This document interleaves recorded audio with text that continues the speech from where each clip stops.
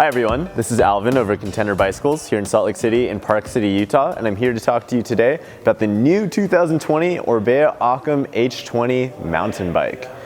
I'm going to keep my hands in my pockets today because usually when I'm really excited about a bike, my hands go all over the place, so bear with me, huh? So this bike right here is the aluminum version of the Occam trail bike. It's a bike that we've been waiting for patiently in the aluminum version. And honestly, now that I have it in front of me, the results don't disappoint. There are a lot of really cool things about this bike, and we're going to talk about 5 of them. Let's begin. Now, before we begin with the things that I like about the new Occam H20, I just want to note a few things. This bike, in a size small, weighs in at 32.5 pounds with tubes and without pedals. There are places that you can definitely cut weight.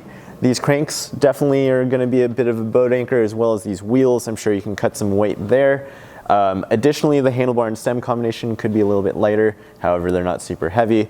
All said and done, at 32.5 pounds, this is a lightweight bike compared to the competition. And with those small upgrades, that'll make it about as light as your average carbon trail mountain bike even. Additionally, the back of this bike has a 29 by 2.4 wide trail tire. 2.5 tire is definitely going to fit. 2.6 inch tire, do it at your own risk. All right, I have a little bit of a confession to make. I'm a huge weld nerd. I love it when I see an aluminum frame with a nice tight weld, and I love it even more when I see something with a polished weld, just like this Orbea Occam. Right here, you can see it's just a hydroformed aluminum frame. However, this is a high quality thing and it's something they put a lot of work into, and so they actually polish the welds down, giving it a smooth transition from tube to tube. The only place that you're really going to see that there's going to be a bead to that weld is down in the chainstay area, which I don't blame them for, frankly. Otherwise, you can hardly tell that this is aluminum rather than carbon fiber. It's the mark of a high quality frame, and it's something that I'm glad Orbea put work into, and it distinguishes them from the competition. Another thing I like about the new Occam H20 is its overall frame design. It's actually shared with the Occam OMR, the carbon frame, so everything that you're going to see there, you can expect here too, millimeter by millimeter. That starts with its characteristic asymmetric stay right here. The idea is that it clears loads from the suspension off of critical high stress areas and redistributes the stress a little bit better amongst the whole frame.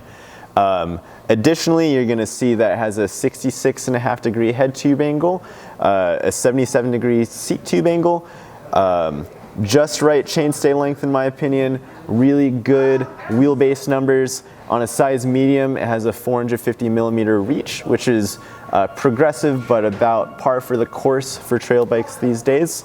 Additionally, you'll find nice and beefy bearings at each and every pivot point as opposed to bushings that you might find on other bikes. It also pairs nicely to the concentric rear triangle and suspension design, which makes for a bike that is lively on the climbs, but still feels pretty planted on descents. It feels like it has 140 millimeters of travel, not any more, not any less, which for a trail bike of this caliber is just about right. You know, it's really important to have a frame that sticks out from everyone else, and they definitely did it here with the asymmetric stay. However, it's important that you nail the details to make sure that this bike is easy to live with on a day-to-day basis, and I can honestly say that Orbea killed the game when thinking about the details on this Occam H20. A lot of these details are shared with the carbon version, including this bottom bracket and down tube protector right here, threaded bottom bracket shell, the ribbed chainstay cover to quiet down chain slap. You also have Enduro Max bearings, which is a nice touch to see at a $3,000 price point. As well as fully internal cable routing. Even down here where there's a little bit of an extension that you might see going from the frame to the rear triangle, they've even sheathed this to make sure that dirt doesn't get into the frame and it keeps everything in place. Again, something really nice to see at a $3,000 price point.